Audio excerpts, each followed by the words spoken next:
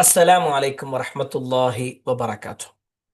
അൽഹംദുലില്ലാഹി റബ്ബിൽ ആലമീൻ വസ്സലാത്തു വസ്സലാമു അലാ റസൂലില്ലാഹ് വഅലാ ആലിഹി വഅസ്ഹാബിഹി അജ്മഈൻ അമ്മാ ബഅദ്. അല്ലാഹുമ്മ സ്വല്ലി അലാ മുഹമ്മദിൻ വഅലാ ആലി മുഹമ്മദ് കമാ സ്വല്ലൈത അലാ ഇബ്രാഹീം വഅലാ ആലി ഇബ്രാഹീം ഇന്നക ഹമീദും മജീദ്. അല്ലാഹുമ്മ ബാരിക് അലാ മുഹമ്മദിൻ വഅലാ ആലി മുഹമ്മദ് كما باركت على إبراهيم وعلى آل إبراهيم إنك حميد مجيد. أعوذ بالله من الشيطان الرجيم. بسم الله الرحمن الرحيم. يا أيها الذين آمنوا اتقوا الله حق تقاته ولا تموتن إلا وأنتم مسلمون. പ്രിയപ്പെട്ട സഹോദരങ്ങളെ, സഹോദരിമാരെ, രക്ഷിതാക്കളെ, അള്ളാഹുവിൻ്റെ വിധിവിലക്കൽ അനുസരിച്ചുകൊണ്ടും പ്രവാചകൻ സല്ലല്ലാഹു അലൈഹി വസല്ലമയുടെ ജീവിതചര്യ പിൻപറ്റിക്കൊണ്ടും ജീവിക്കണമേ എന്ന് ആദ്യമായി എന്നോടും തുടർന്ന് നിങ്ങൾ ഓരോരുത്തരോടും ഉണർത്തുകയാണ്, വസിയത്ത് ചെയ്യുകയാണ്. അള്ളാഹുവിൻ്റെ അപാരമായ അനുഗ്രഹത്താൽ അള്ളാഹുവിൻ്റെ കലാമായ വിശുദ്ധ ഖുർആൻ പഠിക്കുക എന്ന ലക്ഷ്യത്തിലാണ് നമ്മളുള്ളത്. നമ്മുടെ ഈ ഒരുമിച്ചുകൂടൽ അള്ളാഹു സുബ്ഹാനഹു തആല നാളെ പരലോകത്ത് സ്വർഗം നേടിത്തരുന്ന സ്വാലിഹായ ഒരു സൽക്കർമ്മമായി നമ്മിൽ നിന്നും സ്വീകരിക്കുമാറാവട്ടെ.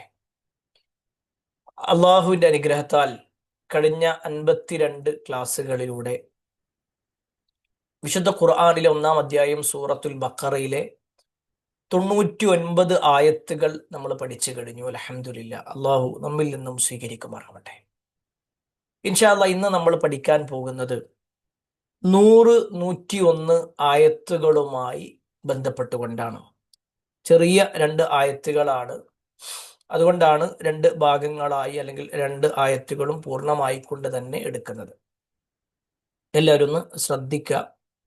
നമ്മൾ സാധാരണ ചെയ്യാറുള്ളത് പോലെ ആദ്യം നമ്മൾ ഏതാണോ പഠിക്കുന്നത് ആ ഭാഗം എന്ത് ചെയ്യുക, നമ്മളൊന്ന് ഓർമ്മപ്പെടുത്തിയതിന് ശേഷം, അല്ലെങ്കിൽ അതിന് മുമ്പുള്ള ആയത്തുകളൊന്ന് ഓർമ്മപ്പെടുത്തിയതിന് ശേഷം ബാക്കിയുള്ള ഭാഗങ്ങളിലേക്ക് നമുക്ക് പോകാം.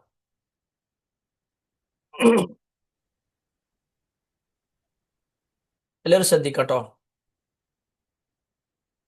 أعوذ بالله من الشيطان الرجيم. بسم الله الرحمن الرحيم. ولن يتمنوه أبدا بما قدمت أيديهم والله عليم بالظالمين. ولتجدنهم أحرص الناس على حياة ومن الذين أشركوا يود أحدهم لو يعمر 1000 سنة وما هو بمزحزحه من العذاب أن يعمر والله بصير بما يعملون.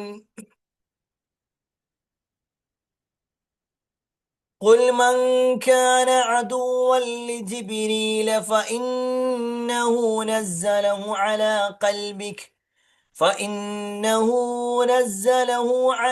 قلبك بإذن الله مصدقا لما بين يديه وهدى وبشرى للمؤمنين.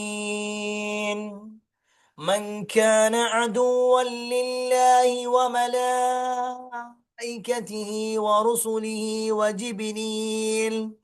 وجبريل وميكال فإن الله عدو للكافرين.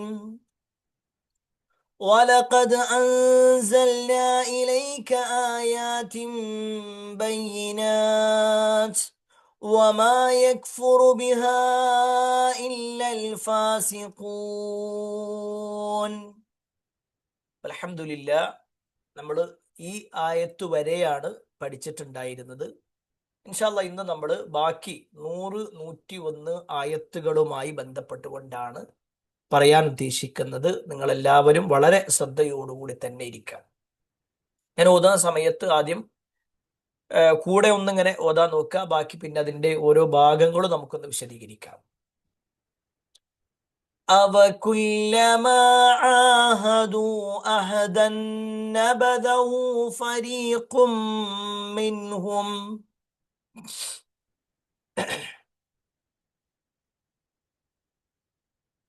بَلْ أَكْثَرُهُمْ لَا يُؤْمِنُونَ.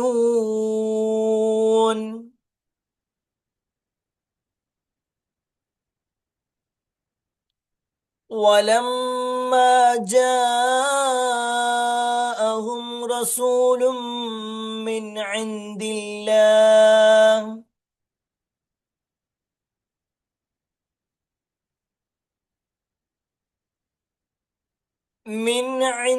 اللَّهِ مُصَدِّقٌ لِمَا مَعَهُمْ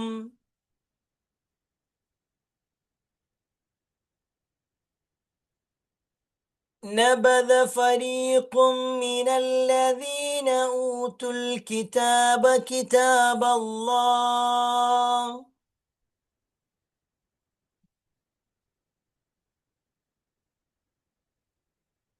وراء ظهورهم كأنهم لا يعلمون.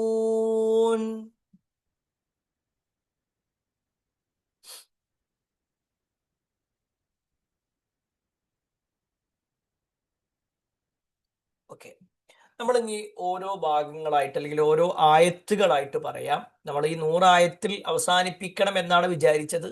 എന്നാൽ നമ്മുടെ കോഴ്സ് ഇങ്ങനെ കുറച്ച് വേഗത്തിൽ പോകേണ്ടതുണ്ട് എന്നതുകൊണ്ടും കുറച്ച് കാര്യങ്ങൾ അതിലേക്ക് ചേർത്ത് വെച്ച് മനസ്സിലാക്കേണ്ടതുള്ളത് കൊണ്ടും നമ്മൾ അതിലേക്ക് 2 ആയത്തുകൾ കൂടി ഒരുമിച്ചെടുത്തതാണ്. രണ്ടും ഒരേ പദങ്ങൾ തന്നെയാണ് കാര്യമായിട്ട് വരുന്നത്. കൂടുതൽ വിശദീകരണങ്ങളുടെ ഒന്നും ആവശ്യമില്ല. ഒന്നുകൂടി പറയാം. അവകുല്ലമ ആഹദു, അവകുല്ലമ, അഫകുല്ലമ എന്നല്ല, അവകുല്ലമ ആഹദു, ഐനാണ് പിന്നെ ഹ ആണ്. ആഹദു, അവകുല്ലമ ആഹദു അഹദൻ നബദഹു ഫരീഖും മിൻഹും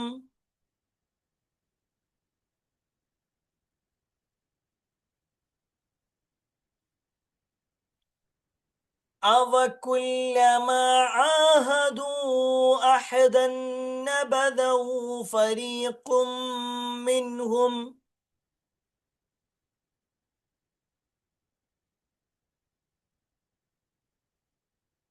بَلْ أَكْثَرُهُمْ لَا يُؤْمِنُونَ.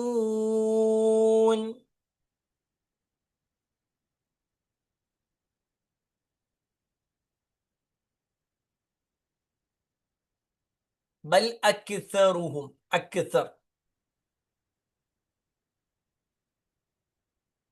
ഇവിടെ അഹദ് ഐനാണ് പിന്നെ നബദ അല്ലെ, അഹദൻ നബദ, നബദ. ഒന്നുകൂടി പറയാം. അവകുല്ലമാ ആഹദു അഹദൻ നബദഹു ഫരീഖും മിൻഹും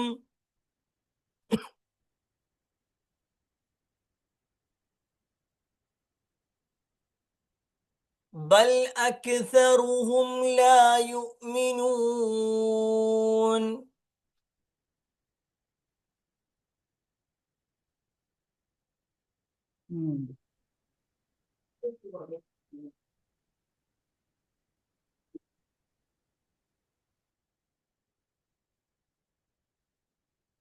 ഓക്കെ, ഇനി എന്താണ് ഈ ഒരു ആയത്തിന്റെ അർത്ഥം എന്ന് നമുക്ക് പറയാം. നമ്മളിതിന് മുമ്പൊക്കെ വിശദീകരിച്ചു കൊണ്ടിരിക്കുന്നത് ഇപ്പൊ കുറേ ആഴ്ചകളായി അല്ലെങ്കിൽ കുറെ ആയത്തുകളിലായി പറഞ്ഞുകൊണ്ടിരിക്കുന്നത് ബനൂ ഇസ്രായേലരായ ആളുകളെ കുറിച്ചാണ്, ജൂതന്മാരുമായി ബന്ധപ്പെട്ടുകൊണ്ടാണ്.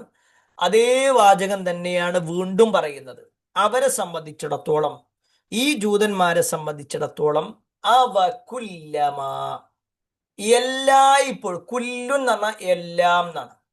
അവകുല്ലമ, അവിടെ ഒരു ചോദ്യമാണ്, എല്ലായ്പ്പോഴുമോ, അവകുല്ലമ എല്ലായ്പ്പോഴുമോ, ആഹദു അഥവാ എല്ലായ്പ്പോഴും എന്നുള്ള ഒരു അർത്ഥമാണ്.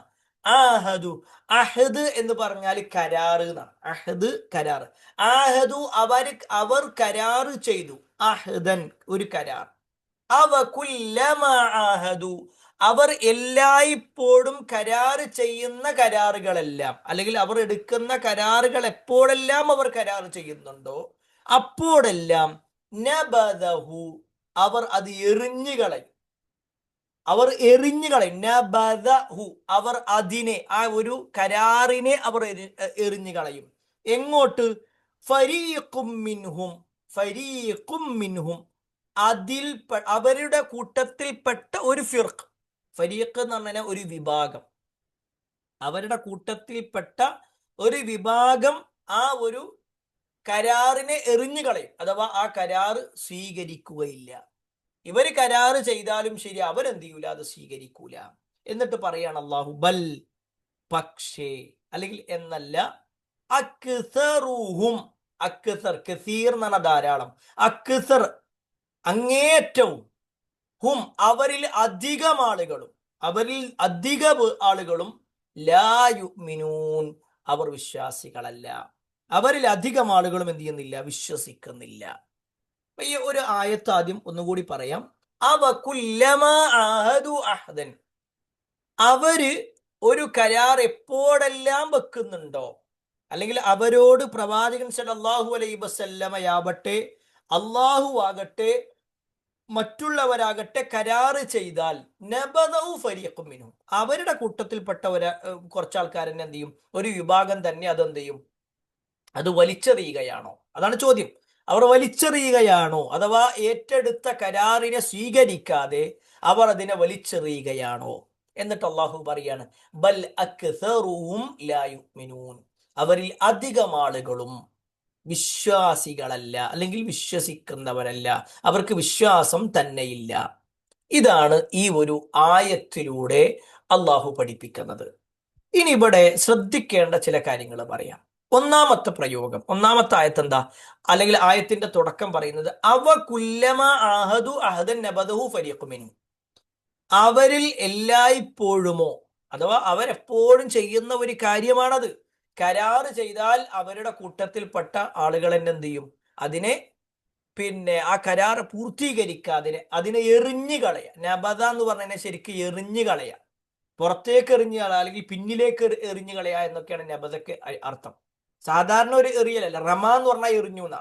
ഇവിടെ എന്താ വെച്ചാൽ സ്വീകരിക്കാതെ പോചങ്ങായമാർ, അതൊന്നും ആവശ്യമല്ല, നിങ്ങൾ എന്ത് കരാറ് വെച്ചിട്ടും കാര്യമല്ല, നമ്മളത് സ്വീകരിക്കാൻ റെഡിയല്ല എന്ന് പറയുന്നതാണ് അവരുടെ ശൈലി, അഥവാ ജൂതന്മാരുടെ ശൈലി. ഇവിടെ ചില കാര്യങ്ങൾ നമ്മൾ മനസ്സിലാക്കണം. അതിലൊന്നാമത്തെ എന്താ വെച്ചാൽ അഹദ്. അഹദ് എന്ന് പറഞ്ഞാലോ ഐന് ഹ ദാല്, അതിന് മലയാളത്തിൽ പറഞ്ഞാൽ കരാറ് എന്നാണ്.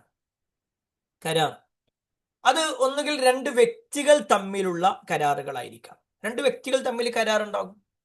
ഞാൻ ഇന്നത് ചെയ്യാം, ഞാൻ ഇന്നത് ചെയ്യൂല, അല്ലെങ്കിൽ ഇന്നത് പറയാം, ഇന്നത് പറയൂല, ഈ രൂപത്തിലുള്ള കരാറുകൾ ഉണ്ടാകും. അതല്ലെങ്കിൽ സമൂഹത്തിൽ രണ്ട് വിഭാഗങ്ങൾ തമ്മിലുള്ള കരാറുകൾ ഉണ്ടാകും, രണ്ട് രാജ്യങ്ങൾ തമ്മിലുള്ള കരാറുകൾ ഉണ്ടാകും. ഇതിനൊക്കെ പൊതുവെ എന്ത് പറയും, അഹദ് എന്ന് പറയും. അതൊക്കെ ആ ഒരു ഉടമ്പടിക്കാണ് പൊതുവെ എന്ത് പറയാ, അഹദ് എന്ന് പറയാം. വ്യക്തികളാവാം, അല്ലെങ്കിൽ സമൂഹമാവാം, വിഭാഗങ്ങളാവാം, മതങ്ങളാവാം, രാജ്യങ്ങളാവാം, ആളുകൾ തമ്മിലാവാം. ഇങ്ങനെയൊക്കെ എന്ത് ചെയ്യും, ഈ അഹദ് ഉണ്ടാകും. അപ്പൊ ഇവിടെ ജൂതന്മാരെ സംബന്ധിച്ചിടത്തോളം ആ കരാറുകൾ എന്തെല്ലാം അവർക്ക് കിട്ടിയാലും എല്ലാ കരാറുകളും അവരെന്ത് ചെയ്യും, ലംഘിക്കും. അതിന്റെ ഏറ്റവും വലിയ തെളിവ്, അവർ ലംഘിക്കുന്ന പ്രധാനപ്പെട്ട ചില കരാറുകളുണ്ട്. അതിൽപ്പെട്ടതാണ് ഒന്ന് അള്ളാഹുവിനോടുള്ള കരാറ്.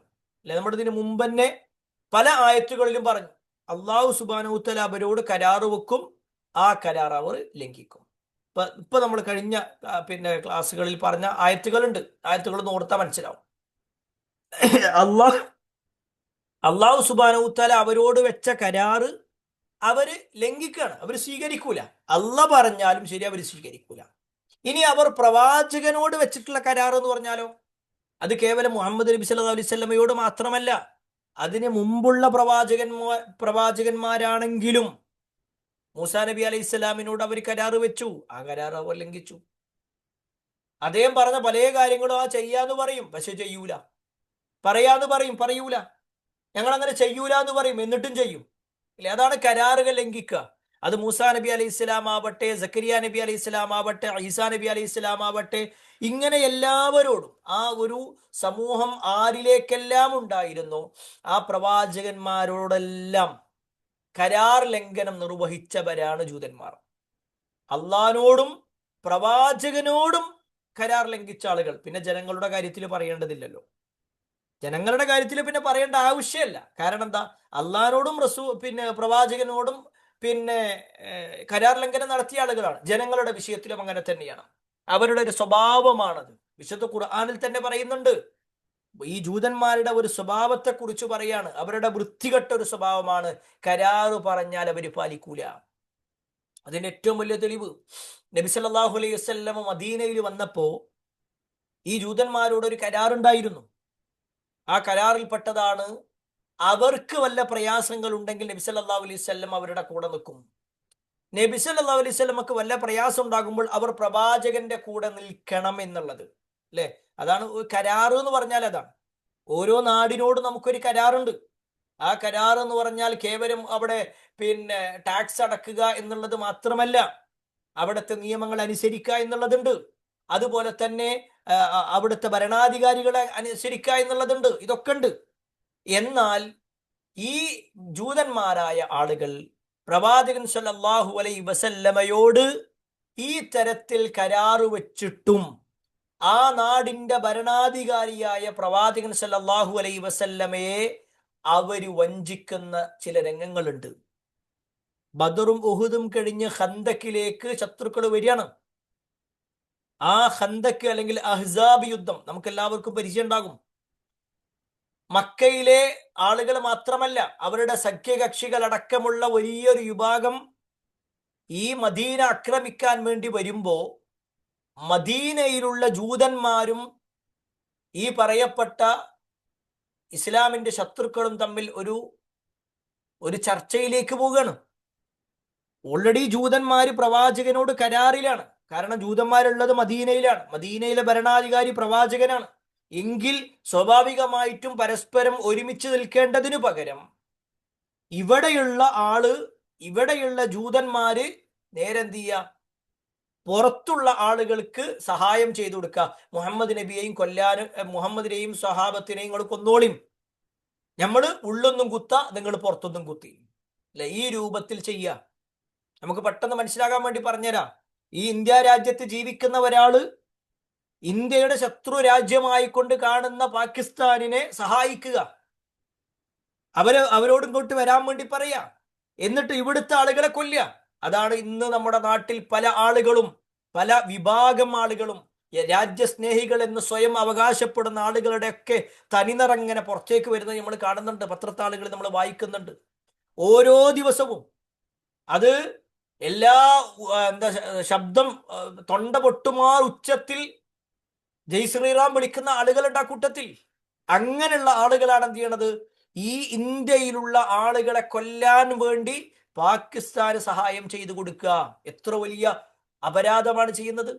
ഒരു നാടിനോട് കാണിക്കുന്ന അപരാധം, ഒരു നാട്ടിലെ ഭരണാധികാരിയോട് കാണിക്കുന്ന അപരാധം, ആ നാട്ടിലെ ജനങ്ങളോട് കാണിക്കുന്ന അപരാധം, അല്ലേ? എങ്കിൽ അതേപോലെ റസൂലുള്ളാഹി സ്വല്ലല്ലാഹു അലൈഹി വസല്ലമയും സ്വഹാബിമാരും നിൽക്കുന്ന ആ നാടിന്റെ ഭരണാധികാരിയായിട്ടുള്ള പ്രവാചകൻ സല്ലല്ലാഹു അലൈഹി വസല്ലമയോട് ആ നാട്ടിലെ ആളുകളായ ജൂതന്മാര് എന്ത് ചെയ്യാണ്? ശത്രുക്കളുടെ അടുത്ത് ചെന്നു അവർക്ക് ചെന്ന് സഹായം ചെയ്തു കൊടുക്കാം. നിങ്ങൾ വരും, നിങ്ങൾ പുറത്തുനിന്ന് ആക്രമിച്ചാൽ മതി, നമ്മൾ ഉള്ളിൽ ആക്രമിച്ചോളാം. കരാർ ലംഘിച്ചു അവർ. അത് കേവലം ആ വിഷയത്തിൽ മാത്രമല്ല, നബി സല്ലല്ലാഹു അലൈഹി വസല്ലമയെ ഒരു സന്ധി സംഭാഷണത്തിന് എന്ന് പറഞ്ഞിട്ട് വിളിച്ചോണ്ടുപോവുക. എന്നിട്ട് നബി ഒരു ഭാഗത്ത് ഇരുത്തുക, ഇതാ അവിടെ ഇരുന്നോളി, ഞങ്ങൾ ഇപ്പൊ വരാന്ന് പറയാം. എന്നിട്ട് അവിടുന്ന് അവർ പോവുക. എന്നിട്ടോ ആ നബി സല്ലല്ലാഹു അലൈഹി വസല്ലമയെ എവിടെയാണോ ഇരുത്തിയത് അതിന്റെ മുകളിലുള്ള വലിയ ഒരു കുന്നിന്റെ ഭാഗത്തായിട്ട് വലിയ പാറക്കല്ലും പിടിച്ചു നിൽക്കുക. പ്രവാചകന്റെ തലയിലേക്ക് അതിട്ടിട്ട് കൊല്ലണം. അപ്പോഴേക്ക് അള്ളാഹുവിന്റെ വഹ്യ് റസൂലുള്ളാഹി സ്വല്ലല്ലാഹു അലൈഹി വസല്ലമക്ക് ലഭിച്ചത് കൊണ്ട് പ്രവാചകൻ സ്വല്ലല്ലാഹു അലൈഹി വസല്ലം രക്ഷപ്പെട്ടു. അവിടുന്ന് വേഗം പ്രവാചകൻ എഴുന്നേറ്റു. ഇവരുടെ സ്വഭാവം, ഇവരുടെ ഈ കരാർ ലംഘനം നബി സല്ലല്ലാഹു അലൈഹി വസല്ലമക്ക് അറിയാമായിരുന്നു. അള്ളാഹു സുബ്ഹാനഹു വ തആല അറിയിച്ചു കൊടുത്തിട്ടുണ്ടായിരുന്നു. ഏതായിരുന്നാലും ഈ പറയപ്പെട്ട ജൂതന്മാരെ സംബന്ധിച്ചിടത്തോളം അവര് അള്ളാഹുവിനോടാവട്ടെ, പ്രവാചകനോടാവട്ടെ, ജനങ്ങളോടാവട്ടെ കരാർ ലംഘിക്കുന്നവരാണ്.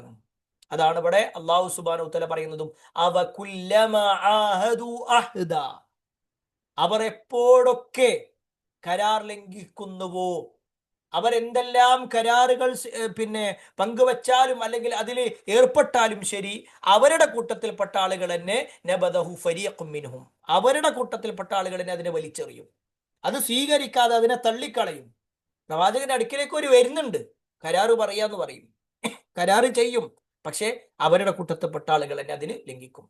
നബി സല്ലല്ലാഹു അലൈഹി വസല്ലം ഒരു ഭരണാധികാരിയായി നിൽക്കുമ്പോഴാണ് ഒരു ജൂതപ്പെട്ട് വന്നിട്ട്, അതായത് ഒരു പെണ്ണടക്കം, ആണുങ്ങൾ തമ്മിൽ സ്വാഭാവികമായിട്ടും പ്രശ്നങ്ങൾ ഉണ്ടാവാം, എന്നാൽ കുറച്ചൊക്കെ ഒരു മനുഷ്യപ്പറ്റും അതേപോലെ തന്നെ ഒരു മൃദുലതയും ഉള്ളവരാണല്ലോ സ്ത്രീകൾ. എന്നാൽ സ്ത്രീകളിൽപ്പെട്ട ഒരു ജൂത പെണ്ണ് വരെ നബി സല്ലല്ലാഹു അലൈഹി വസല്ലമയെ കൊല്ലാൻ വേണ്ടി വരിക, നബി സല്ലല്ലാഹു അലൈഹി വസല്ലമക്ക് വിഷം കൊടുക്കുക.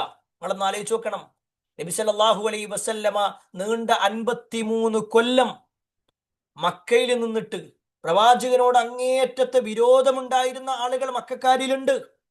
അവർ പല നിലക്കും പ്രവാചകനെ ഉപദ്രവിക്കാൻ നോക്കിയിട്ടുണ്ട്. പക്ഷെ അവരുടെ കൂട്ടത്തിൽ ഒരു പെണ്ണ് പോലും, ഒരു പെണ്ണ് വന്നിട്ട് പ്രവാചകന് വിഷം കൊടുക്കുന്ന ഒരവസ്ഥ ഉണ്ടായിട്ടില്ല. പക്ഷേ വളരെ കുറഞ്ഞ കാലത്തിന്റെ ഉള്ളിൽ തന്നെ ഈ ജൂതന്മാരെന്ത് ചെയ്യാണ്, അവരുടെ ഓരോ ആളുകളും പ്രവാചകൻ സല്ലല്ലാഹു അലൈഹി വസല്ലമയോട് അങ്ങേയറ്റത്തെ വിരോധവുമായി ജീവിച്ചു എന്നുള്ളതാണ് ചരിത്രം നമ്മെ പഠിപ്പിക്കുന്നത്. എന്നാൽ ഒരു വിശ്വാസിയെ സംബന്ധിച്ചിടത്തോളം കരാറുകൾ ലംഘിക്കുന്നവരല്ല. ഇവിടെ നമ്മൾ ഒരു കാര്യം അതിലേക്ക് ചേർത്ത് വെച്ച് മനസ്സിലാക്കേണ്ടതുണ്ട്. ഒരു വിഭാഗം, ഇപ്പൊ ഇവിടെ ഫരീഖും മിൻഹും എന്നാണല്ലോ പറഞ്ഞത്, അവരുടെ കൂട്ടത്തിൽപ്പെട്ട ഒരു വിഭാഗം. അപ്പൊ ഒരു വിഭാഗം ചെയ്താലും ശരി, മുഴുവൻ ആളുകളും അതിൽ കുറ്റക്കാരാകും. ഒരു വിഭാഗം ചെയ്താലും മുഴുവൻ ആളുകളും അതിൽ കുറ്റക്കാരാണ്. എങ്ങനെ? അതിനെ മറ്റുള്ളവർ എതിർക്കാത്തിടത്തോളം കാലം, അതിനെ മറ്റുള്ളവർ എതിർക്കാത്തിടത്തോളം കാലം. ഇപ്പൊ മുസ്ലിങ്ങൾക്കിടയിൽ ചില ആളുകൾ അവർ മദ്യപിക്കുന്നു, അല്ലെങ്കിൽ അവർ MDMA ഉപയോഗിക്കുന്നു, അല്ലെങ്കിൽ അവര് ലഹരി പദാർത്ഥങ്ങൾ വിൽക്കുന്നു, ഈ മുസ്ലിം ഉമ്മത്ത് ഒരാളും അതിനെ എതിർക്കുന്നില്ലെങ്കിൽ എല്ലാവരും തുല്യരാണെന്ന്. അതല്ല, ചില ആളുകൾ അത് ചെയ്യുന്നുണ്ടെങ്കിലും അതിലേറെ ആളുകൾ അതിനെ വിമർശിക്കുന്നുണ്ട്, അത് ചെയ്യരുത് എന്ന് പറയുന്നുണ്ട്, അവരുടെ കൈപിടിക്കുന്നുണ്ട്, അവർക്കെതിരെ താക്കീതുകൾ നൽകുന്നുണ്ട്, അവരെ ഗുണദോഷിക്കുന്നുണ്ട്, ഒക്കെ ചെയ്യുന്നുണ്ടെങ്കിൽ അവരിതിന്റെ ഉത്തരവാദികളല്ല. അപ്പൊ അതിന്റെ ഉത്തരവാദികളാവൂല. ഇവിടെ എന്നാൽ മുസ്ലിം ഉമ്മത്തും ഉണ്ടാതിരിക്കുകയാണെങ്കിലോ, ഇവിടെ തീവ്രവാദ പ്രവർത്തനങ്ങൾ ചില ആളുകൾ ചെയ്യണം, അവിടെ മുസ്ലിം ഉമ്മത്തും ഉണ്ടാതിരിക്കുന്നില്ല, അവർ കൃത്യമായിട്ട് പറഞ്ഞു കൊടുക്കും. എന്നാൽ പലപ്പോഴും തിരിച്ചോ, അത് അത്രയൊന്നും ഗൗരവമില്ലാത്തൊരവസ്ഥയിലേക്കാണ് പല ആളുകളുടെയും ഇടപെടൽ നമുക്ക് കാണാൻ സാധിക്കുന്നത്. അള്ളാഹു ഈ ഒരു നാടിനെ സംരക്ഷിക്കുമാറാവട്ടെ. ഇവിടെ സൂചിപ്പിച്ചു വന്നത്, ഒരു മുസ്ലിമിനെ സംബന്ധിച്ചിടത്തോളം അവൻ ഒരിക്കലും തെറ്റുകൾക്ക് കൂട്ടം നിൽക്കുന്നവനാവൂല. എന്നാൽ ജൂതൻ അങ്ങനെയല്ല. അവരുടെ കൂട്ടത്തിൽ ഒരു വിഭാഗം ചെയ്തു എന്നുള്ളത് അവർ ആക്ഷേപിക്കപ്പെടാനുള്ള കാരണമായി തീരുന്നത്, ആ ഒരു വിഭാഗം ചെയ്താലും ശരി, ആ ഒരു വിഭാഗത്തിന്റെ കൈപിടിക്കാനോ, ആ ഒരു വിഭാഗത്തിനെ തിരുത്താനോ, ആ ഒരു വിഭാഗത്തിനോട് ഗുണദോഷിക്കാനോ പല ആളുകളും റെഡിയാവുന്നില്ല എന്നതാണ് പ്രശ്നം. അതാണ് പ്രശ്നം. അപ്പൊ അതുകൊണ്ട് തന്നെ ആ ഒരു കാര്യം പ്രത്യേകം മനസ്സിലാക്കാം. ഇനി ഈ ഉമ്മത്തിൽ ആരെങ്കിലും കരാർ ലംഘിച്ചാൽ അയാൾക്ക് 2 കുറ്റുണ്ടെന്ന്. ഈ ഉമ്മത്ത് എന്ന് പറഞ്ഞാൽ മുസ്ലിം ഉമ്മത്തിൽപ്പെട്ട ആളുകൾ ആരെങ്കിലും കരാറ് പറഞ്ഞു എന്നിട്ടത് പാലിക്കുന്നില്ല എങ്കിൽ അയാൾക്ക് 2 കാര്യങ്ങൾ അയാളുടെ കുറ്റമായിട്ടുണ്ട്. ഒന്ന്, അയാൾ ഒരു മുനാഫിക്കായിട്ടുണ്ട്. രണ്ടാമത്തത്, അയാൾ യഹൂദികളിൽപ്പെട്ട ഒരാളായിട്ടാണെന്ന, യഹൂദികളിലേക്ക് സാദൃശ്യമുള്ള ആളായിട്ടാണ്. അതിന്റെ ഏറ്റവും വലിയ തെളിവാണ് ഈ പറഞ്ഞ ആയത്തന്നെ. ജൂതന്മാരുടെ സ്വഭാവമാണ് വാഗ്ദാനം ചെയ്താൽ ലംഘിക്കുക എന്നുള്ളത്. എങ്കിൽ ഒരു വിശ്വാസിയെ സംബന്ധിച്ചിടത്തോളം ഒരിക്കലും വാഗ്ദാനം ലംഘിക്കുന്നവനാവില്ല. അത് വിശ്വാസിയുടെ അടയാളമാണ്. എന്നിട്ട് അല്ലാഹു സുബ്ഹാനഹു വ തആല ഈ ആയത്തിൽ വീണ്ടും പറയാണ്, ബൽ അക്സറുഹും ലാ യുഅ്മിനൂൻ, അവരിൽ അധികം ആളും വിശ്വസിക്കുന്നില്ല. ബൽ അക്സറുഹും ലാ യുഅ്മിനൂൻ, അവരിൽ അധികം ആളുകളും വിശ്വസിക്കുന്നില്ല. ഇവിടെ അധികം എന്നാ പറഞ്ഞത്, എല്ലാവരും എന്ന് പറഞ്ഞിട്ടില്ല. എല്ലാവരും എന്ന് പറഞ്ഞിട്ടില്ല, അവരിൽ അധികം ആളുകൾ. എന്തുകൊണ്ട് അവരുടെ അധികമാളുമെന്ന് പറഞ്ഞു? കാരണം അവരുടെ കൂട്ടത്തിൽ തന്നെ ചില ആളുകളുണ്ട്, അവർ കരാറ് ചെയ്താൽ പാലിക്കുന്നവരാണ്, അവർ വിശ്വസിച്ചാൽ ചതിക്കാത്തവരാണ്. അങ്ങനെയുള്ള ആളുകളും അവരുടെ കൂട്ടത്തിലുണ്ട്. അതിൽപ്പെട്ടതാണ് ജൂത ക്രൈസ്തവന്മാരെ പരിശോധിച്ചാൽ ക്രിസ്ത്യാനിയായ നജ്ജാശി രാജാവ്. നജ്ജാശി രാജാവിനെ സംബന്ധിച്ചിടത്തോളം അദ്ദേഹം ക്രിസ്ത്യാനിയാണ്, പക്ഷേ അദ്ദേഹം ഈ കൂട്ടത്തിൽപ്പെട്ട ആളല്ല, അദ്ദേഹം വിശ്വാസിയാണ്. നജ്ജാശി രാജാവ് ക്രിസ്ത്യാനിയായിരുന്നു, പിന്നെ അദ്ദേഹം മുഅ്മിനായി. അബ്ദുല്ലാഹിബിൻ സലാം, അദ്ദേഹം ജൂത പുരോഹിതനാണ്, മുറബിയാണ്. ജൂതന്മാരിലെ മുറബി എന്ന് പറഞ്ഞാൽ അവരുടെ വലിയ പണ്ഡിതനാണ്. പക്ഷേ അബ്ദുല്ലാഹിബിൻ സലാം അല്ലെങ്കിൽ അബ്ദുല്ലാഹിബിൻ സല്ലാം എന്ന് പറയുന്ന അദ്ദേഹമാകട്ടെ റളിയല്ലാഹു അൻഹു, അദ്ദേഹം സ്വഹാബിയാണ്. അപ്പോ എല്ലാവരും എന്ന് അള്ളാഹു പറഞ്ഞില്ല, ബൽഹും ലാ യുഅ്മിനൂൻ എന്നല്ല പറഞ്ഞ, ബൽ അക്സറുഹും ലാ യുഅ്മിനൂൻ, അവരിൽ അധികം ആളുകളും. എല്ലാവരും എന്നല്ല, അവരിൽ അധികം ആളുകളും. ഇവിടെ നേരത്തെ പറഞ്ഞ വിഷയത്തിൽ ഒന്നുകൂടി ചേർത്ത് മനസ്സിലാക്കേണ്ട ഒരു കാര്യം, ഈ കരാറ് പൂർത്തീകരിക്കുക എന്നത് വിശ്വാസിയുടെ അടയാളമായിട്ടാണ് അല്ലാഹു സുബ്ഹാനഹു വ തആല എണ്ണി പറഞ്ഞിട്ടുള്ളത്. യാ അയ്യുഹല്ലദീന ആമനു, അല്ലയോ സത്യവിശ്വാസികളെ, ഔഫൂ ബിൽ ഉഖൂദ്, നിങ്ങൾ എന്ത് ചെയ്യണം? കരാറുകൾ പൂർത്തീകരിക്കണം. അത് ഈ വിഷയത്തിൽ മാത്രമല്ല, ഒരുപാട് ആയത്തുകളിൽ കരാറുകൾ നിങ്ങൾ പറഞ്ഞാൽ അത് പൂർത്തീകരിക്കണം, അത് നിങ്ങൾ ഒഴിവാക്കരുത് എന്ന നിലക്കൊക്കെ എന്ത് ചെയ്തിട്ടുണ്ട്? അല്ലാഹു സുബ്ഹാനഹു വ തആല എണ്ണി പറഞ്ഞതായിട്ട് കാണാൻ പറ്റും. ആരോട് പറഞ്ഞ കരാറാണെങ്കിലും, അതിപ്പോ നമ്മൾ മുസ്ലിങ്ങൾ തമ്മിലാണെങ്കിൽ മാത്രമേ കരാറുകൾ പൂർത്തീകരിക്കേണ്ടതുള്ളൂ. ഒരു അമുസ്ലിമിനോട് കരാറുണ്ടെങ്കിൽ അത് പൂർത്തീകരിക്കേണ്ടതില്ല എന്ന ധാരണ ശരിയല്ല. മറിച്ച് മുസ്ലിം ആവട്ടെ അമുസ്ലിം ആവട്ടെ എല്ലാവരോടും എന്തുണ്ട്? കരാറുകൾ പൂർത്തീകരിക്കേണ്ടതുണ്ട്. ആ വിഷയത്തിൽ വന്ന ഒരു സംഭവം മാത്രം സൂചിപ്പിക്കാം. ഹുദൈഫ റളിയല്ലാഹു അൻഹു, നമ്മൾ കേട്ടിട്ടുണ്ടാവും, ഹുദൈഫത്തു ബിനുൽ യമാൻ എന്ന് പറയുന്ന സഹാബി. അദ്ദേഹം മദീനയിലേക്ക് യാത്ര പോവുകയാണ്. ഏകദേശം ബദർ യുദ്ധത്തിന്റെ തൊട്ട് മുമ്പാണ് ഈ സംഭവം നടക്കുന്നത്. അങ്ങനെ മദീനയിലേക്ക് പോണ സമയത്ത് ഈ ഹുദൈഫ റളിയല്ലാഹു അൻഹുവിനെയും അദ്ദേഹത്തിന്റെ കൂടെ മറ്റൊരാൾ, അദ്ദേഹത്തിന്റെ വാപ്പയാണ് എന്നും അതല്ല മറ്റൊരാളാണ് എന്നും പറയപ്പെടുന്നു, അദ്ദേഹത്തിന്റെ കൂടെ ഒരാൾ കൂടി ഉണ്ടായിരുന്നു. അവർ രണ്ടുപേരെയും ശത്രുക്കൾ തടഞ്ഞു വെച്ചു. അവരെ രണ്ടുപേരെയും തടഞ്ഞു വെച്ചു. എന്നിട്ട് ഹുദൈഫ റളിയല്ലാഹു അൻഹു പറഞ്ഞു, ഞാൻ മദീനത്തേക്ക് പോവുകയാണ്, അല്ലാതെ ഞാൻ യുദ്ധം ചെയ്യാറൊന്നുമല്ല. അപ്പൊ അവര് പറഞ്ഞു, എന്നാൽ ഞങ്ങളിതാ മുഹമ്മദിനെതിരെ ഇറങ്ങുന്നുണ്ട്, നീ അതിൽ യുദ്ധം ചെയ്യാൻ പാടില്ല, അങ്ങനെയാണെങ്കിൽ നിന്നെ വെറുതെ വിടും. ഹുദൈഫ റളിയല്ലാഹു അൻഹു പറഞ്ഞു, ഇല്ല, ഞാൻ എന്തായാലും മദീനത്തേക്കാണ് നേരെ പോണത്, ഞാൻ എന്ത് ചെയ്യണില്ല, യുദ്ധത്തിൽ പങ്കെടുക്കണില്ല, ഞാൻ അങ്ങനെ തന്നെ പോയിക്കോളാം. അങ്ങനെ ഹുദൈഫ റളിയല്ലാഹു അൻഹു കൂടെ ഉണ്ടായിരുന്ന ആളും പോയി. ശത്രുക്കൾ വിട്ടു. ഇവരോട് കരാറാണ്. നേരെ മദീനയിലെത്തി. അപ്പൊ നബി സല്ലല്ലാഹു അലൈഹി വസല്ലമയും സ്വഹാബിമാരൊക്കെ എന്ത് ചെയ്യാണ്? ബദർ യുദ്ധത്തിലേക്ക് ഇറങ്ങാൻ വേണ്ടി നിൽക്കുകയാണ്. അപ്പൊ നബി സല്ലല്ലാഹു അലൈഹി വസല്ലമയുടെ അടുക്കലേക്ക് ഹുദൈഫ റളിയല്ലാഹു അൻഹു വരികയാണ്. എന്നിട്ട് പറഞ്ഞു, അള്ളാഹിന്റെ റസൂലേ, ഞാൻ എന്ത് ചെയ്യണം? ഒരു വീട്ടിൽ നിന്ന് ഒരാളെങ്കിലും ഇറങ്ങണം എന്നാണ് നബി സല്ലല്ലാഹു അലൈഹി വസല്ലമയുടെ കൽപ്പന. അപ്പൊ ഞാൻ എന്ത് ചെയ്യണം എന്ന് ഹുദൈഫ റളിയല്ലാഹു അൻഹു പ്രവാചകൻ സല്ലല്ലാഹു അലൈഹി വസല്ലമയോട് ചോദിച്ചു. ഒപ്പം അദ്ദേഹം പറഞ്ഞ കരാറുകൾ, അദ്ദേഹം ശത്രുക്കളോട് വെച്ച കരാറിനെ കുറിച്ചും അവര് പറഞ്ഞപ്പോൾ അദ്ദേഹം ഏറ്റെടുത്ത കരാറിനെ കുറിച്ചൊക്കെ പറഞ്ഞു. ഇത് കേട്ടതും റസൂലുള്ളാഹി സ്വല്ലല്ലാഹു അലൈഹി വസല്ലം പറയാണ്, തീർച്ചയായും നിങ്ങൾ ഈ യുദ്ധത്തിൽ പങ്കെടുക്കാൻ പാടില്ല. നിങ്ങൾ ഈ യുദ്ധത്തിൽ പങ്കെടുക്കാൻ പാടില്ല. കാരണം നിങ്ങൾ അവിടെ ഒരു കരാറ് വെച്ചിട്ടുണ്ട്, ആ കരാറ് നിങ്ങൾ പൂർത്തീകരിക്കണം. നിങ്ങളൊന്ന് ആലോചിച്ച് നോക്കിയേക്ക്, ഒരു അമുസ്ലിമായ അല്ലെങ്കിൽ ഇസ്ലാമിനെതിരെ നിലകൊണ്ട ആളുകൾ മുസ്ലിമീങ്ങളെ തങ്ങളുടെ വീട്ടിൽ നിന്നും പുറത്താക്കിയ ആളുകൾ എന്തെല്ലാം ചെയ്താലും ശരി, അവരിത്രയൊക്കെ ചെയ്താലും ശരി, നമുക്കെന്തില്ല, കരാറ് പൂർത്തീകരിക്കുക എന്നുള്ളതാണ് പ്രധാനം. ഒരിക്കലും കരാറിനെ ലംഘിക്കാൻ പാടുള്ളതല്ല. അത് നമ്മൾ എന്ത് ചെയ്യണം? പ്രത്യേകം മനസ്സിലാക്കേണ്ടതായ ഒരു വിഷയമാണ്. അപ്പോൾ അവിടെ കരാറുകൾ പൂർത്തീകരിക്കുക എന്നുള്ളത് പ്രധാനമായ ഒരു വിഷയമാണ്. അത് വിശ്വാസിയുടെ ഒരു അടയാളമായിട്ടാണ് എണ്ണുന്നത്. ഇനി ഇതിന്റെ നേരെ ഒരു എതിർഭാഗം കൂടി ഇതിലേക്ക് നമ്മൾ മനസ്സിലാക്കണം.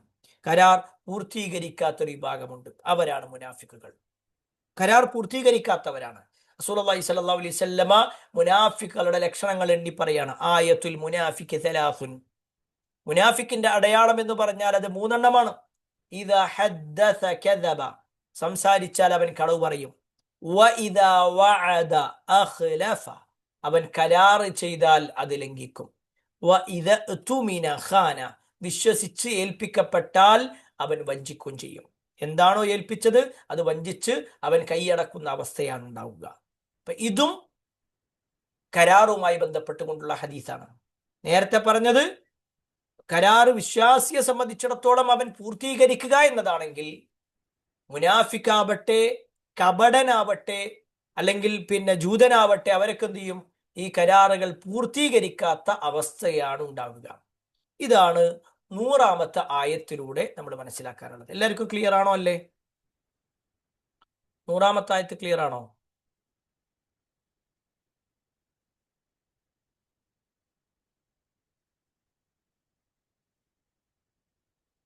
ഓക്കെ, ശരി. എന്നാൽ ഇനി നമ്മൾ 101-ാമത്തെ ആയത്തിലേക്ക് പോവുകയാണ്. എല്ലാവരും ശ്രദ്ധിക്കുക കേട്ടോ, വളരെ ശ്രദ്ധയോട് കൂടി ഇരിക്കുക. 101-ാമത്തെ ആയത്ത് എന്താണ്? നമ്മൾ കൂടെ ഓതാൻ നോക്കണേ. ولما جاءهم رسول من عند الله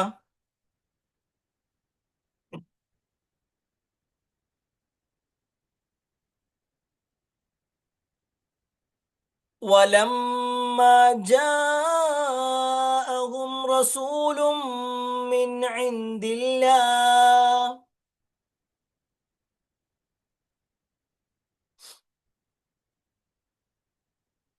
അവിടെ ജാ കുറച്ച് നീട്ടി പറയണം കേട്ടോ. ജാ, അടുത്ത മുസദ്ദിഖുൽ ലിമാ മഅഹും, മുസദ്ദിഖുൽ ലിമാ മഅഹും. നമ്മൾ ആവർത്തിച്ച് പറഞ്ഞ പ്രയോഗങ്ങളാണ്.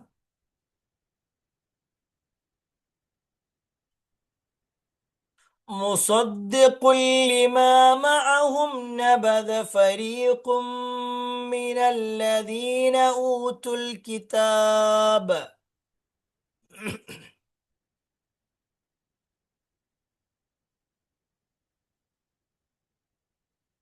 നബദ നേരത്തെ നമ്മൾ പഠിച്ച അതേ വാചകം തന്നെ. നബദ ഫരീഖും മിനല്ലദീന ഊതുൽ കിതാബ കിതാബല്ലാഹ്.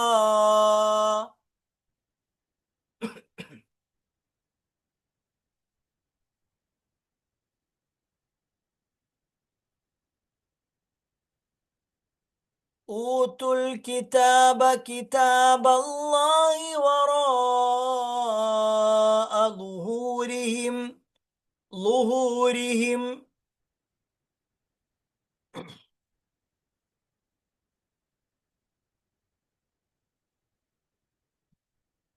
كأنهم لا يعلمون.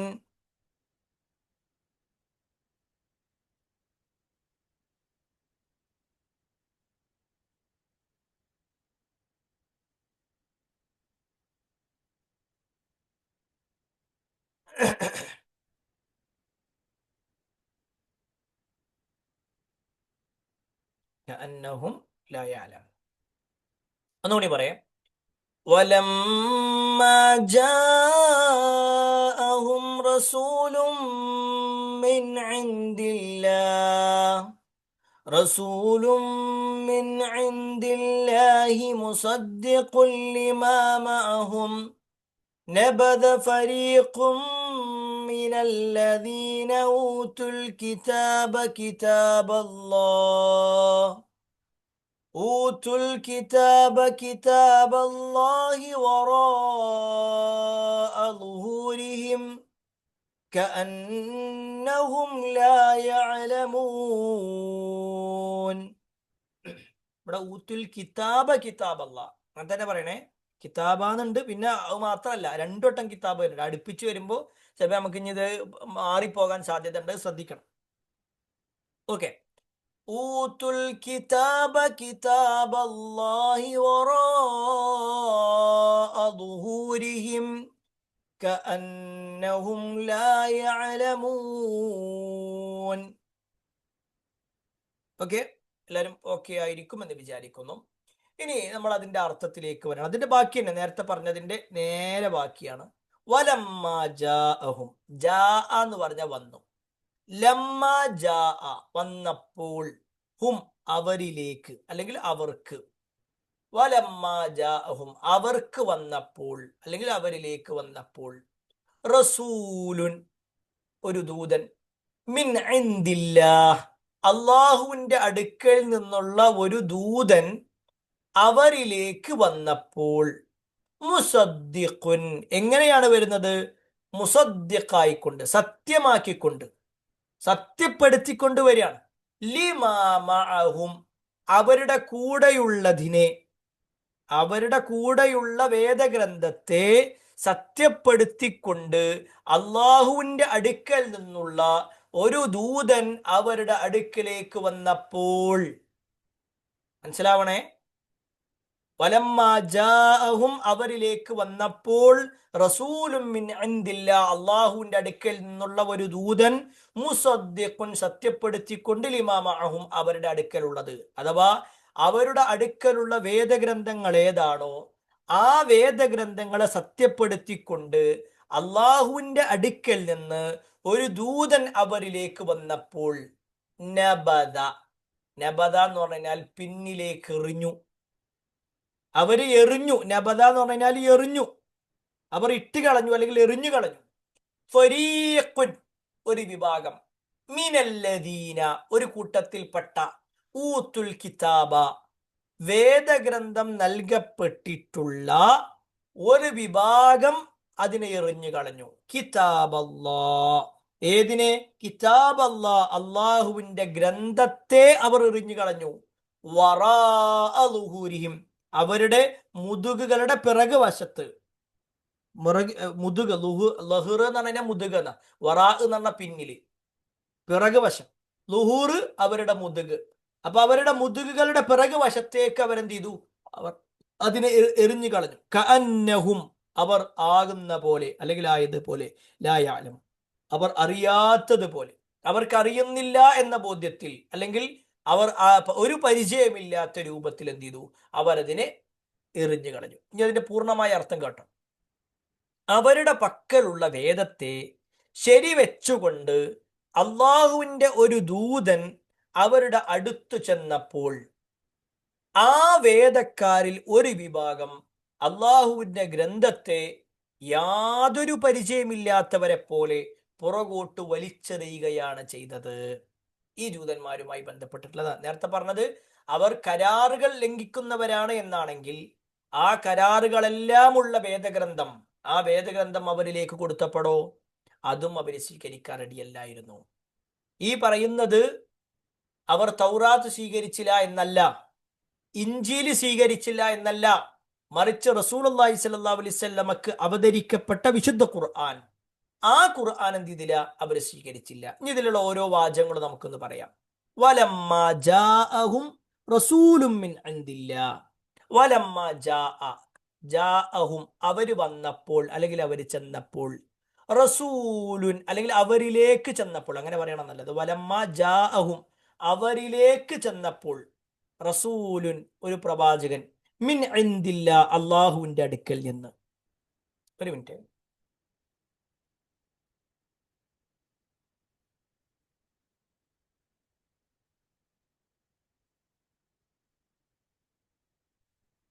വലമ്മാ ജാഅഹും റസൂലും മിൻ ഇൻദില്ലാ പ്രവാചകന്മാർ വരുന്നത് അള്ളാഹുവിന്റെ നിർദ്ദേശപ്രകാരമാണ്. ഇവിടെ നമ്മൾ മനസ്സിലാക്കണം, വലമ്മാ ജാഅഹും അവരിലേക്ക് വന്നപ്പോൾ, റസൂലും മിൻ ഇൻദില്ലാ അള്ളാഹുവിന്റെ അടുക്കൽ നിന്നുള്ള ഒരു റസൂൽ, അഥവാ ഒരു റസൂലും അവരുടെ ഇഷ്ടപ്രകാരമല്ല ചൊല്ലുന്നത്.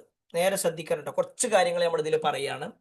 അള്ളാന്റെ അടുക്കൽ നിന്നാണ് റിസാലത്ത് കിട്ടുക. ഒരാൾ റസൂൽ ആവണം എന്നുള്ളത് ഏതെങ്കിലും ഒരു വ്യക്തി തീരുമാനിച്ചിട്ട് കാര്യമല്ല. ഞാൻ തീരുമാനിക്കുകയാണ് എനിക്കൊരു റസൂൽ ആവണം, നടക്കുവോ? ഇല്ല. എത്ര വലിയ സമ്പത്ത് ചെലവഴിച്ചിട്ടും റസൂലാകാൻ കഴിയൂല. എത്ര ഇബാദത്ത് ചെയ്താലും റസൂലാകാൻ പറ്റൂല. എത്ര നന്മകൾ ചെയ്താലും റസൂലാകാൻ പറ്റൂല. റസൂലാവണമെങ്കിൽ അത് മിൻ ഇൻദില്ലാ അള്ളാന്റെ അടുക്കൽ നിന്നുള്ളതാണ്. അള്ളാഹുവാണ് എന്ത് ചെയ്യണത്? പ്രവാചകന്മാരെ തെരഞ്ഞെടുക്കുന്നതും പ്രവാചകന്മാരെ പറഞ്ഞയക്കുന്നതും. അങ്ങനെ അള്ളാഹു സുബ്ഹാനഹു തആല തെരഞ്ഞെടുത്ത ഒരു പ്രവാചകൻ, ആ പ്രവാചകൻ ഈ പറയപ്പെട്ട ജൂതന്മാരടക്കമുള്ള സമൂഹത്തിലേക്ക് ചെന്നപ്പോൾ അവരെന്ത് ചെയ്തു? സ്വീകരിച്ചില്ല. ഇനി ആ പ്രവാചകന്റെ പ്രത്യേകത എന്താ? മുസദ്ദിഖുൻ, സത്യപ്പെടുത്തുന്നവനാണ്. ലിമാ മഅഹും, അവരുടെ അടുക്കലുള്ളത്. അഥവാ അവരുടെ അടുക്കലുള്ളത് അല്ലെങ്കിൽ അവരുടെ കയ്യിലുള്ളത് എന്ന് പറഞ്ഞാല് തൗറാത്തും ഇഞ്ചീലും. ഈ പറയുന്നത് ജൂത ക്രൈസ്തവന്മാരെ കുറിച്ചാണ്. ജൂതന്മാരെ സംബന്ധിച്ചിടത്തോളം അവർക്ക് തൗറാത്ത് ഉണ്ട്, ക്രൈസ്തവരെ സംബന്ധിച്ചിടത്തോളം അവർക്ക് ഇഞ്ചീലുമുണ്ട്. സ്വാഭാവികമായിട്ടും ആ ഒരു വേദഗ്രന്ഥം വായിക്കുന്നവരാണവരെങ്കിൽ ആ വേദഗ്രന്ഥത്തെ സത്യപ്പെടുത്തിക്കൊണ്ടാണ് ആര് വരുന്നത്? മുഹമ്മദ് നബി സല്ലല്ലാഹു അലൈഹി വസല്ലം വരുന്നത്. ഒരിക്കലും മുഹമ്മദ് നബി സല്ലല്ലാഹു അലൈഹി വസല്ലം അതിനെ നിഷേധിച്ചിട്ടില്ല. നിങ്ങൾ തൗറാത്ത് സ്വീകരിക്കാൻ പാടില്ല, നിങ്ങൾ ഇഞ്ചീൽ ഒന്നും എടുക്കാൻ പാടില്ല, മുഴുവൻ വലിച്ചെറിയും, മുഴുവൻ കത്തിച്ചു കളയും എന്നൊന്നും പറഞ്ഞിട്ടില്ല. ആ തൗറാത്ത് നിങ്ങൾ അംഗീകരിക്കുന്ന ആളാണെങ്കിൽ ആ തൗറാത്തിൽ പ്രവാചകനെ കുറിച്ച് പരാമർശിക്കപ്പെട്ടിട്ടുണ്ട്. മുമ്പുള്ള എല്ലാ വേദഗ്രന്ഥങ്ങളിലും പ്രവാചകനെ കുറിച്ച് പരാമർശിച്ചു. തൗറാത്തിലുണ്ട്, ഇഞ്ചീലിലുണ്ട്. സ്വാഭാവികമായിട്ടും ഈ തൗറാത്തും ഇഞ്ചീലും വായിക്കുന്ന ജൂത ക്രൈസ്തവരെ സംബന്ധിച്ചിടത്തോളം അവർ ആ തൗറാത്തിനെ അംഗീകരിക്കുന്നുണ്ടെങ്കിൽ അതിനെ സത്യപ്പെടുത്തിക്കൊണ്ടാണ് മുഹമ്മദ് നബി വരുന്നത്, അതിനെ കളവാക്കിക്കൊണ്ടല്ല. ഇഞ്ചീലിനെ സത്യപ്പെടുത്തിക്കൊണ്ടാണ് മുഹമ്മദ് നബി വരുന്നത്. ആ ഇഞ്ചീലിലാകട്ടെ മുഹമ്മദ് നബിയെ പരാമർശിക്കുന്നുണ്ട്, ആ തൗറാത്തിലാവട്ടെ മുഹമ്മദ് നബി സല്ലല്ലാഹു അലൈഹി വസല്ലമയെ കുറിച്ച് പരാമർശിക്കുന്നുണ്ട്. ബൈബിളിൽ തന്നെ നമുക്ക് കാണാൻ പറ്റും. ബൈബിൾ എന്നുള്ളത് പൂർണ്ണമായ ഇഞ്ചീലാണെന്ന് നമുക്ക് ആർക്കും വാദമല്ല. പക്ഷേ ആ ബൈബിളിൽ പോലും പരാമർശിക്കുന്നു. ബൈബിളിൽ യേശു തന്റെ ആളുകളോട് പറയുന്നുണ്ട്, ഞാൻ ഇവിടുന്ന് പോകണം, ഞാൻ പോയാലേ എനിക്ക് ശേഷമുള്ള ആൾക്ക് വരാൻ കഴിയുള്ളൂ. അതുപോലെ തന്നെ ചില പ്രയോഗങ്ങൾ വരെ നടത്തുന്നുണ്ട്. ഇന്ന ആളാണ് വരിക, സത്യപ്പെടുത്തുന്നവൻ വരും ഒക്കെ പറയുന്നുണ്ട്. അപ്പൊ അതെന്ത് ചെയ്യും? ഈ തൗറാത്തിലും ഇഞ്ചീലിലും ഒക്കെ പരാമർശിക്കപ്പെട്ടിട്ടുള്ള, അതിനെ സത്യപ്പെടുത്തിയിട്ടുള്ള, അതിനെ നിഷേധിക്കാത്ത ആ പ്രവാചകന് ഒരു വേദഗ്രന്ഥം നൽകപ്പെട്ടപ്പോ അല്ലെങ്കിൽ അത് സ്വീകരിക്കാൻ വേണ്ടി പറഞ്ഞപ്പോ നബദ ഫരീഖും മിനല്ലദീന ഊതുൽ കിതാബ്, നബദ ഫരീഖുൻ, അവരുടെ കൂട്ടത്തിൽപ്പെട്ട ചില ആളുകൾ അതിനെന്ത് ചെയ്തു? എറിഞ്ഞു കളഞ്ഞു. എങ്ങനെ? നബദ ഫരീഖുൻ മിനല്ലദീന ഊതുൽ കിതാബ്, കിതാബ് നൽകപ്പെട്ട, ഊത്തുൽ കിതാബ് എന്ന വേദഗ്രന്ഥം നൽകപ്പെട്ടവർ, വേദഗ്രന്ഥം നൽകപ്പെട്ടവർ അതിനെ കിതാബ് അള്ളാഹുവിന്റെ ഗ്രന്ഥത്തെ അവരെന്ത് ചെയ്തു? അവർ അതിനെ വലിച്ചെറിഞ്ഞു. ഇവിടെ കിതാബ് ഖുർആൻ എന്ന് പറഞ്ഞാൽ കിതാബുള്ളയാണോ കലാമുള്ളയാണോ? ഏതാണ് ഖുർആൻ? കിതാബുള്ളയാണോ കലാമുള്ളയാണോ?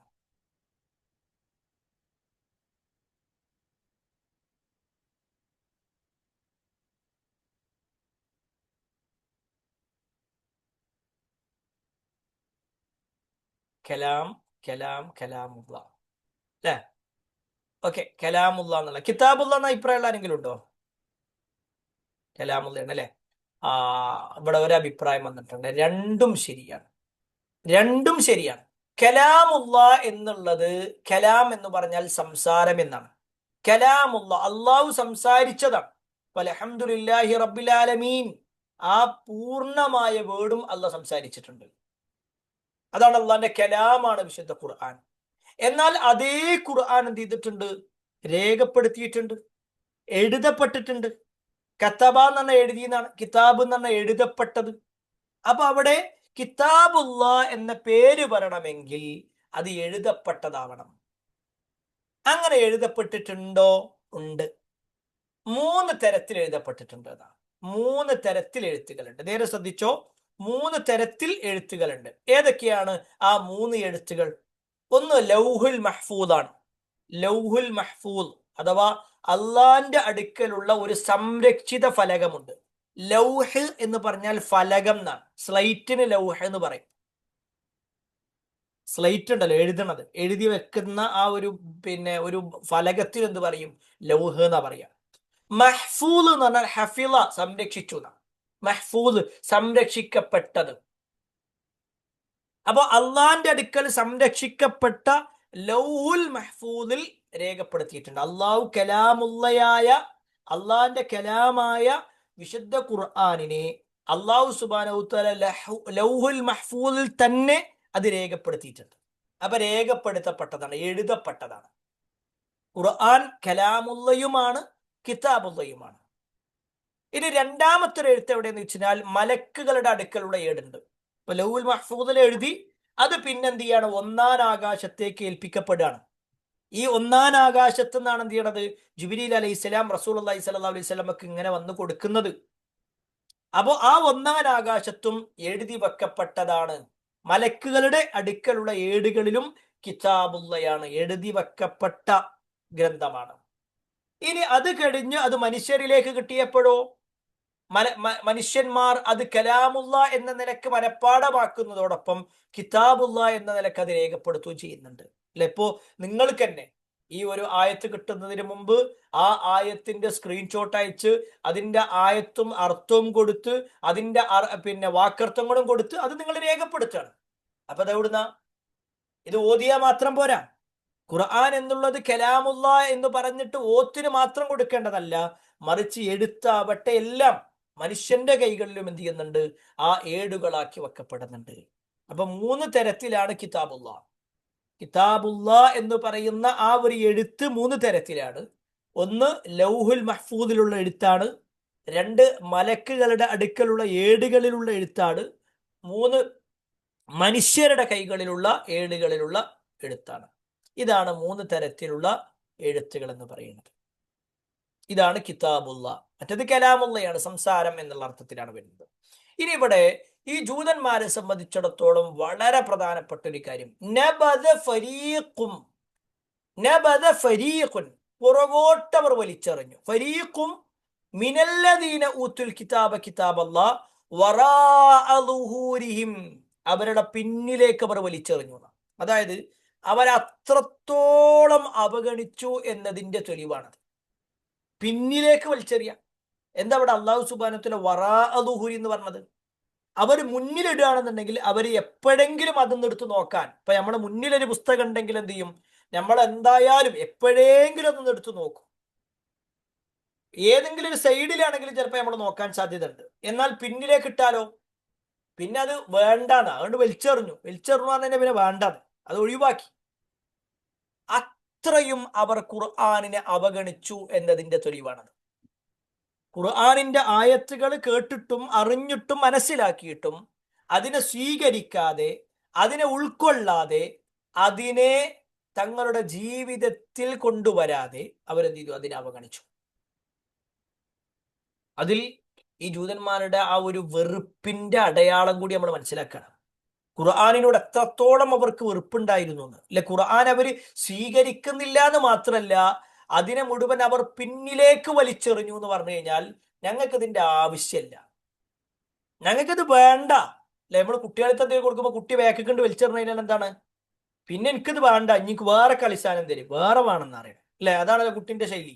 എങ്കിൽ ഈ ജൂതന്മാരും അവർക്ക് വിശുദ്ധ ഖുർആൻ നൽകപ്പെട്ടപ്പോ, അതിന്റെ നിയമങ്ങൾ നൽകപ്പെട്ടപ്പോ അവർ സ്വീകരിച്ചില്ല എന്ന് മാത്രമല്ല, അവർ അതിനോട് അങ്ങേയറ്റം വെറുപ്പ് കാണിക്കായിരുന്നു. ആ പ്രവാചകൻ സല്ലല്ലാഹു അലൈഹി വസല്ലമയോട് കരാറ് വെച്ചു, ആ കരാർ അവർ ലംഘിച്ചു. അള്ളാഹിനോട് കരാറ് വെച്ചു, അതവർ ലംഘിച്ചു. അതേപോലെ തന്നെ ജനങ്ങളോട് കരാറ് വെച്ചു, അതെല്ലാം അവർ ലംഘിച്ചു കൊണ്ടിരുന്നു.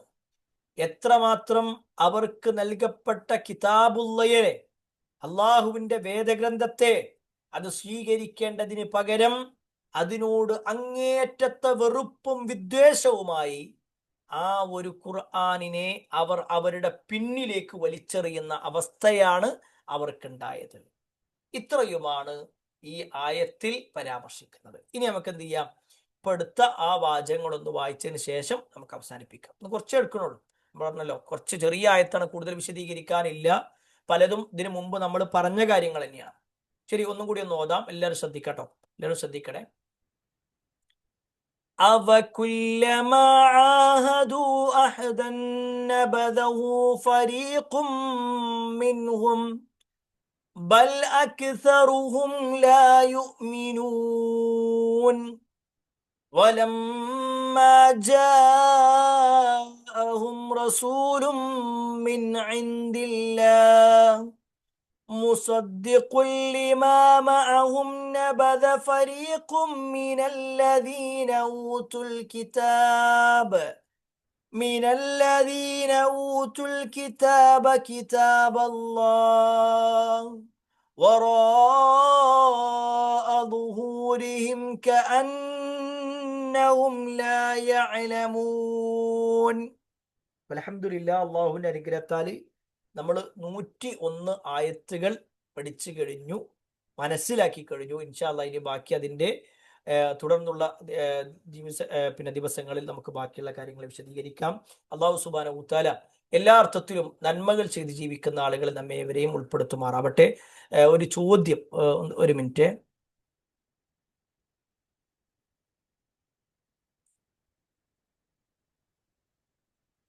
അവിടെ ഒരു ചോദ്യം ഉള്ളത്, ഖുർആനിലുള്ള ഫത്ഹ്, കിസ്ർ, മദ് ഒക്കെ അപ്പോൾ മനുഷ്യർ ആണോ ആഡ് ആവുന്നത്? ഖുർആൻ ഓതുന്ന റൂൾസ് ഒക്കെ തജ്വീദൊക്കെ ഉണ്ടാക്കിയത് മനുഷ്യർ തന്നെയാണ്. പക്ഷേ അവിടെ ഖുർആൻ ആദ്യത്തിൽ ഇറങ്ങുമ്പോൾ എന്താ വെച്ചാൽ ഫത്ഹോ കിസ്റോ ദമ്മോ സുക്കൂനോ ഇങ്ങനത്തെ ഒന്നുമില്ല. എത്രത്തോളം എന്നാൽ ആ ഒരു പുള്ളി ഉണ്ടല്ലോ, ആ നുക്ത അതുവരെ ഉണ്ടാവില്ല. ഇതൊന്നും തിരിച്ചറിയാൻ പറ്റുന്ന രൂപത്തിലല്ലായിരുന്നു. കാരണം അറബികളെ സംബന്ധിച്ചിടത്തോളം അവർക്ക് അത് അറിയാം. ഇപ്പൊ നമ്മൾ മലയാളത്തിലെ ചില പദങ്ങൾ നമ്മൾ എങ്ങനെ എഴുതിയാലും നമുക്കത് വായിക്കാൻ കഴിയുമല്ലോ. കാരണം എന്താ, അത് നമ്മുടെ ഭാഷയാണ്. എങ്കിൽ അറബികളെ സംബന്ധിച്ചിടത്തോളം അവരുടെ ഭാഷയാണ് ഏത്? അറബി. അതുകൊണ്ട് തന്നെ ആ അറബിയിൽ ഇറക്കപ്പെട്ട ഖുർആനിനെ അവർക്ക് കൃത്യമായി അറിയാമായിരുന്നു. പിന്നീടാണ് എന്ത് ചെയ്തത്, ചില ആളുകൾക്കിടയിൽ ചില പദങ്ങളിൽ ചില വ്യത്യാസങ്ങളൊക്കെ വന്നപ്പോൾ അതിനെ കൃത്യമായി എഴുതി രേഖപ്പെടുത്തി അതിന്റെ തജ്വീദും അതേപോലെ തന്നെ ഫത്ഹും കസ്റും നമ്മൊക്കെ ആക്കുന്ന രൂപത്തിൽ എന്ത് ചെയ്തു, ഘട്ടം ഘട്ടമായിട്ടാണ് അതിന്റെ മാറ്റങ്ങൾ ഉണ്ടായിട്ടുള്ളത്. ഓക്കെ, അത് നബി സ്വല്ലല്ലാഹു അലൈഹി വസല്ലമയുടെ കാലത്തല്ല, അതിനുശേഷം ഉണ്ടായതാണ്. ഒക്കെ മനസ്സിലായിട്ടുണ്ടാവുമെന്ന് വിചാരിക്കുന്നു. അള്ളാഹു നമ്മുടെ ഒരുമിച്ച് കൂടുതൽ സ്വാലിഹായ സൽക്കർമ്മമായി സ്വീകരിക്കുമാറാവട്ടെ. വആഖിറു ദഅവാനാ അൽഹംദുലില്ലാഹി റബ്ബിൽ ആലമീൻ.